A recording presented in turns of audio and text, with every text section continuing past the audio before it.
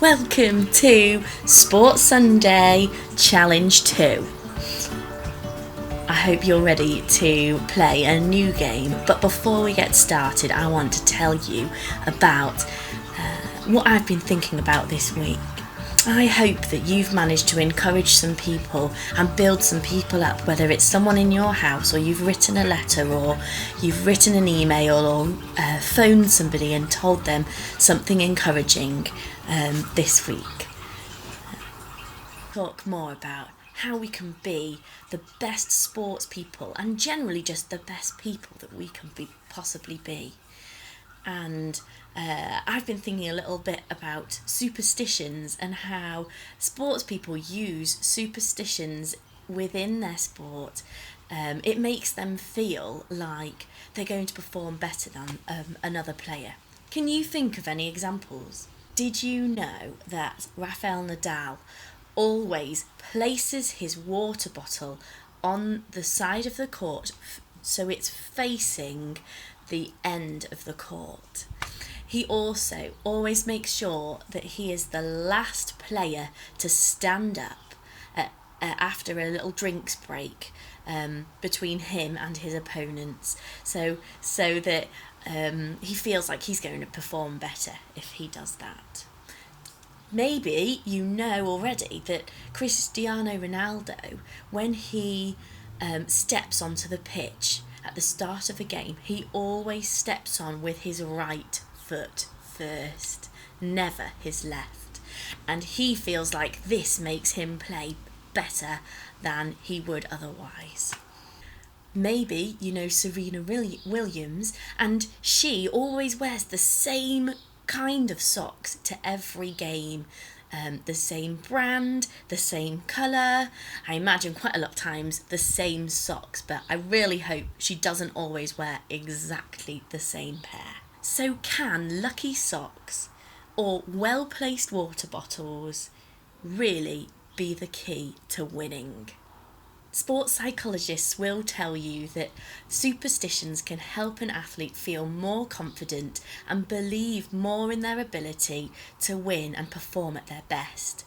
By believing that you'll perform better by wearing or doing your lucky charm, then you probably will.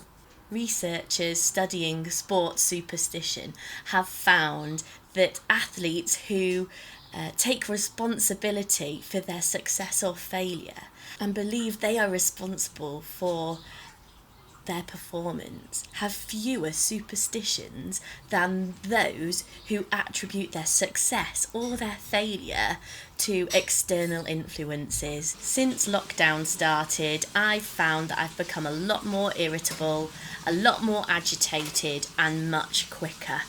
And so I found I've started blaming other people or other things for things I should take responsibility for myself.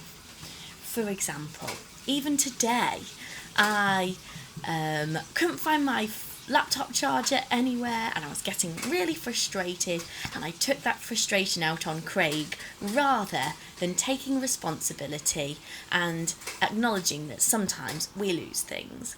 And lo and behold, I found it where I'd put it, where I'd tidied it away, but I'd already looked to shift that blame onto somebody else, and that feels really rubbish. Another example is sometimes I cook a really good meal, but I don't believe I'm a very good cook. So whenever somebody compliments me on my cooking, I always make a comment like, well, it just happened, or I just followed a recipe, and I didn't accept and I didn't take the credibility for myself and say, thank you, I really appreciate that you told me my cooking was good. And even in our successes, we need to remember to take responsibility, acknowledge the successes that we do have. So, a challenge this week is to see if you can notice when you might be shifting the blame or responsibility for a success or failure onto someone else or something else. And I challenge you to take responsibility, to acknowledge nobody's perfect, to take the credibility and say thank you for when people acknowledge you've done something right, but also to acknowledge when we've not done the right thing either. We are going to play a game that I have named Target Mania. So, here is the game for this week, Target Mania. You will need a bowl and several cups, as you can see in my picture here. And that's going to be the target. And then you need 2 bases, 1 fit or more, depending how many players you've got. We have 2 players, so we've got 2 bases. Craig's base is over there. You just have to go back a bit more. There. And my base is the paddling pool, just there. You're not allowed out of your base. You might just use some cones, you might use a stick to mark it. It doesn't really matter what you use. We're really lucky, we've got small children, which means we've got loads of these funny plastic coloured balls.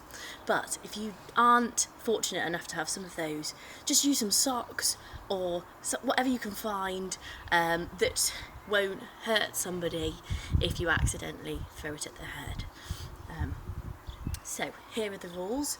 You throw the balls into the target, and at the end of the time, we see who has got the most.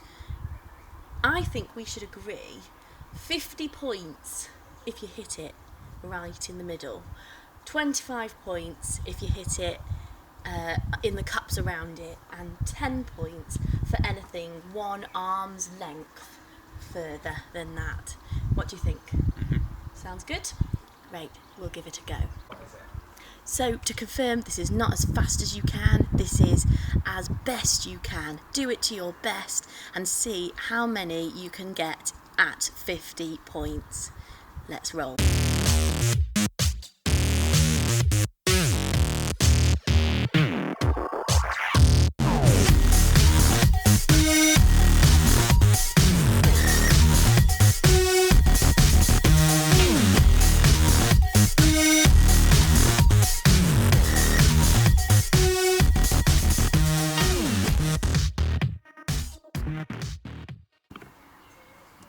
So round 1, Craig got 75 points and I only got 25. It was actually really hard because they kept bouncing out. Round 2.